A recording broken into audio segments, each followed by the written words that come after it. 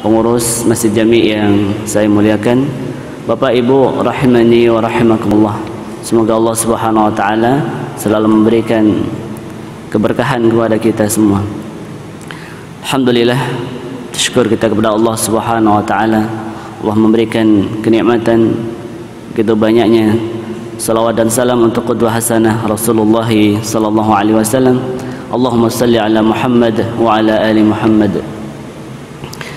Bapak Ibu, kita melanjutkan pembahasan kitab At-Tadhkirah karya Imam Qurtubi. Masuk pada pembahasan kapan manusia tidak mengenal sesamanya dan anjuran bertaubat. Kapan seorang suami tidak mengenal istrinya, kapan seorang ayah tidak mengenal anak-anaknya. Kapan itu? Ibnu Majah meriwayatkan an Abi Musa al-Asy'ari, dari Abu Musa al-Asy'ari, bahwa saya pernah bertanya kepada Rasulullah sallallahu alaihi wasallam, kapankah orang mulai tidak mengenal sesama manusia? Maka Rasulullah menjawab, apabila dia melihat kenyataan maut. Apa maksud dari melihat kenyataan maut? Yaitu ketika hadirnya malaikatul maut. Maka ketika malaikatul maut hadir atau malaikat yang lainnya hadir, maka disinilah manusia tidak bisa mengenal lagi sesamanya. Ayah tidak bisa mengenal anak-anaknya, begitu juga suami tidak bisa mengenal istri, juga anak-anaknya. Maka hadis Rasulullah SAW riwayat Ibnu Majah ini menjadikan pelajaran kepada kita bahwa akan ada waktunya ketika kita masih mengenal sesama kita, namun ada suatu hari di mana kita sudah tidak mengenal. Kapan itu? Yaitu ketika malaikatul maut hadir. Kapan hadir? Yaitu ketika nyawa sudah sampai gharghar, sampai sudah tenggorokan. Disinilah kemudian seseorang akan melihat hadirnya malaikatul maut. Di sini ternyata juga pintu taubat sudah ditutup. Allah Subhanahu wa taala di dalam ayat-ayatnya menjelaskan tentang perintah untuk bertaubat. Innallaha huwa tawwabur rahim, atau watubu ilallahi jami'an ayyuhal mu'minuna la'allakum tuflihun. Perintah untuk bertaubat. Sampai kapan? Sampai malam yugharhir, dalam hadis riwayat At-Tirmidzi. Innallaha yaqbalu taubatal abdi, sesungguhnya Allah Subhanahu wa taala menerima taubatnya seseorang, menerima taubatnya seorang hamba. Sampai kapan? Malam yugharhir, selagi belum terdengar dengkurnya atau menjelang malaikatul maut. Hadis riwayat Tirmidzi, hadis hasan, diriwayatkan oleh Imam At-Tirmidzi. Baik, selagi nyawanya belum sampai ke tenggorokan, di mana orang itu melihat kesudahan hidupnya, apakah mendapatkan rahmat Allah atau kehinaan. Karena itulah taubat dan iman tidak lagi bermanfaat, sebagaimana difirmankan Allah Subhanahu wa taala dalam Al-Qur'an, "Walaisatit taubatu lil ladzina ya'maluna sayyi'at." Tidak ada taubat bagi orang-orang yang melakukan kejahatan hatta idza hadara ahadahumul maut, sampai datang ajal kepada seorang dari mereka. Qala inni tubtul an, barulah dia mengatakan sesungguhnya saya bertobat sekarang. An-Nisa ayat 18. Jadi taubat kepada Allah tidak akan diterima kalau dia sudah sampai gharghar, sampai tenggorokan. Jadi ruh yang dicabut, nyawa yang dicabut itu sampai gharghar. Nah, kapan suara dengkuran itu? Ketika terputus, atau urat jantungnya itu telah terputus. Maka di sini kemudian terdengar suara dengkurnya dari tenggorokan menjelang nyawa dicabut. Maka selama nyawa masih di luar itu, maka masih diampuni, artinya tobatnya masih diterima.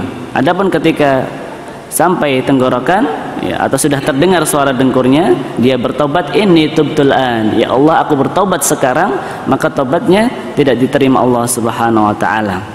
Artinya Allah memberikan keluasan seluas-luasnya.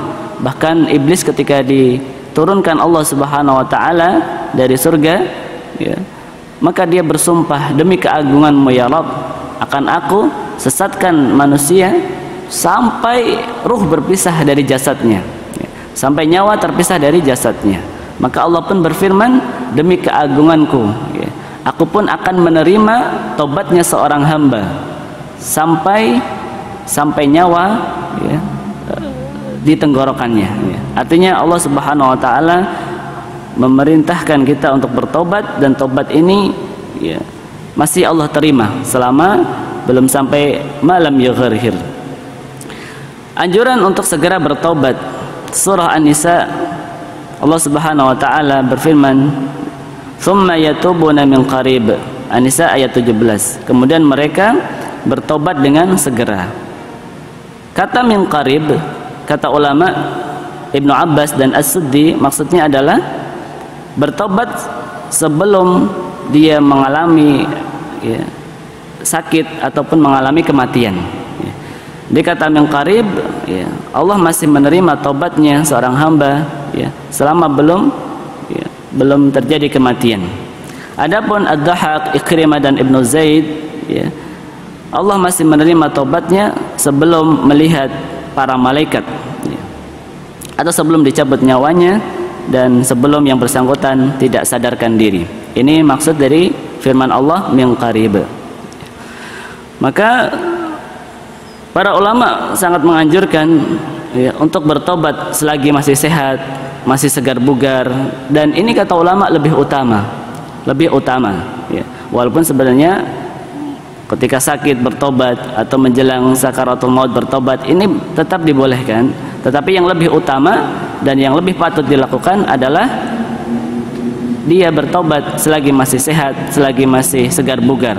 Karena dengan ini maka masih ada kesempatan untuk beramal soleh, masih banyak kesempatan untuk beramal soleh.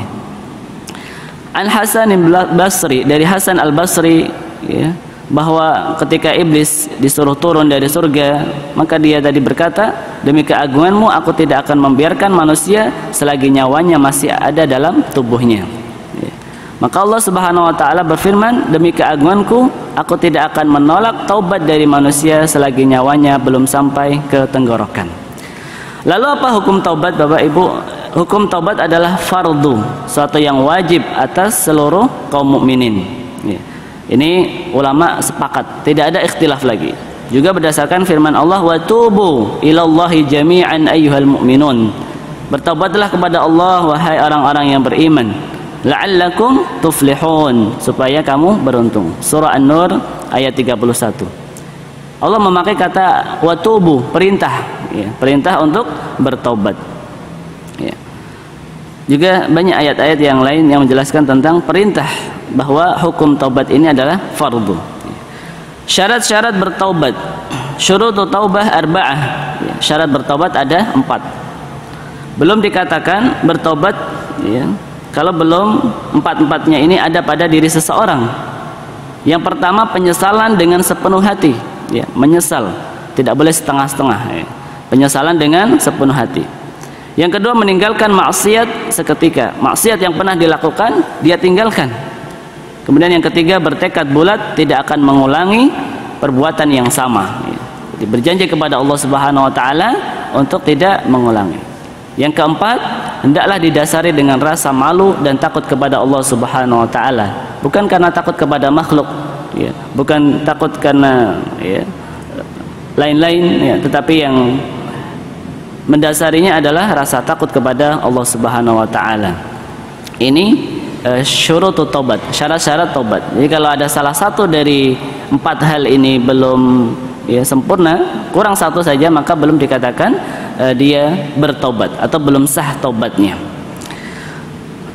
Adapun Hasan al-Basri menambahkan, istighfar kita membutuhkan istighfar lagi.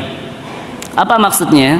Seseorang ketika membaca istighfar, astaghfirullah, astaghfirullah, sementara di dalam hatinya masih ada keinginan untuk bermaksiat kepada Allah Subhanahu wa taala, maka sesungguhnya istighfar yang dia baca, istighfar yang dia lakukan itu masih butuh istighfar lagi. Ya. Maka pernyataan Al-Imam Hasan Al-Basri ini bahwa istighfar seseorang itu masih membutuhkan istighfar lagi. Kapan? Jika dia mengucapkan astagfirullah, astagfirullah, astagfirullah, tapi masih ada keinginan di dalam hatinya untuk melakukan maksiat, maka istighfarnya itu justru memerlukan istighfar lagi. Ya.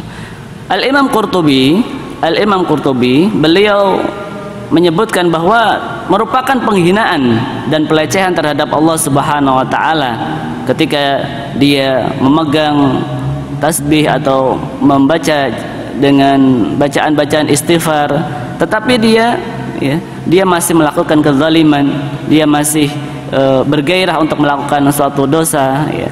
Maka ini merupakan penghinaan kata Al-Imam Qurtubi. Beliau menafsirkan ayat berdasarkan firman Allah surah Al-Baqarah ayat 231, wala tattakhidhu ayatillahi huzwa, dan janganlah kamu jadikan ayat-ayat Allah permainan, ya. Dan ini yang dikatakan oleh Al-Imam Qurtubi mengarang kitab ini, ya. Sehingga seseorang ketika dia istighfar banyak-banyak tetapi masih melakukan kezaliman, masih melakukan dosa, sesungguhnya dia sudah menghina dan melecehkan Allah Subhanahu wa taala. Baik. Arti taubat. Apa yang dimaksud taubat itu? Ketika ada penjelasan Ali radhiyallahu anhu pernah melihat seorang seusai salatnya berkata, "Ya Allah, sesungguhnya aku memohon ampun dan bertobat kepadamu dengan segera." Maka Ali menanggapi, "Apa ini? Sesungguhnya cepatnya lidah beristighfar adalah taubatnya para pendusta, dan taubatmu itu memerlukan taubat lagi." Lalu orang itu bertanya, "Wahai Amirul Mukminin, apakah taubat itu sebenarnya?" Ali menjawab, "Taubat adalah sebuah kata yang mempunyai 6 arti." Taubat mempunyai 6 arti. Ini penjelasan Ali bin Abi Thalib. Yang pertama, taubat atas dosa-dosa yang telah lalu adalah menyesal. Yang kedua, tobat atas melakukan kewajiban-kewajiban secara serampangan adalah mengulangnya. Yang ketiga, tobat atas mengambil barang orang lain secara zalim adalah mengembalikannya kepada pemiliknya. Yang keempat, membiasakan diri melakukan ketaatan sebagaimana sebelumnya terbiasa melakukan kemaksiatan. Yang kelima, membuat nafsu merasakan pahitnya taat sebagaimana sebelumnya merasakan manisnya maksiat. Yang keenam, menghiasi diri dengan taat kepada Allah sebagaimana sebelumnya menghiasinya dengan maksiat kepadanya, serta menangis sebagai ganti tiap-tiap ketawa yang kamu lakukan. Ini penjelasan taubat dari sahabat Ali bin Abi Thalib. Dianjurkan juga taubat dan nasuha sebagaimana perkataan Abu Bakar Al-Waraq, ya. Taubat hendaklah dilakukan semurni-murninya atau taubatan nasuha. Itu apa? Dengan merasa betapa sempit bumi ini meski sebenarnya sangat luas, dan betapa sesak hatimu sebagaimana dirasakan oleh 3 orang sahabat Nabi yang tidak ikut berperang, ya. Ada sahabat yang tidak ikut berperang, maka Allah hukum dengan hukuman yang disebutkan di dalam surah At-Taubah, dan ketiganya, ya, melakukan taubat nasuha, ya. Jenis-jenis dosa dan cara bertaubat darinya. Ada dosa kecil, dosa besar. Bagaimana cara bertobat? Adapun dosa kecil, Allah akan hapus dengan melakukan amalan-amalan salat, ya, puasa. Bahkan ada hadis dari Abu Hurairah, Rasulullah bersabda, "As-salawatul khams wal jum'atu ilal jum'ah wa ramadhan ila ramadhan mukaffiratun lima bainahunna majtunibal kabair." Ya.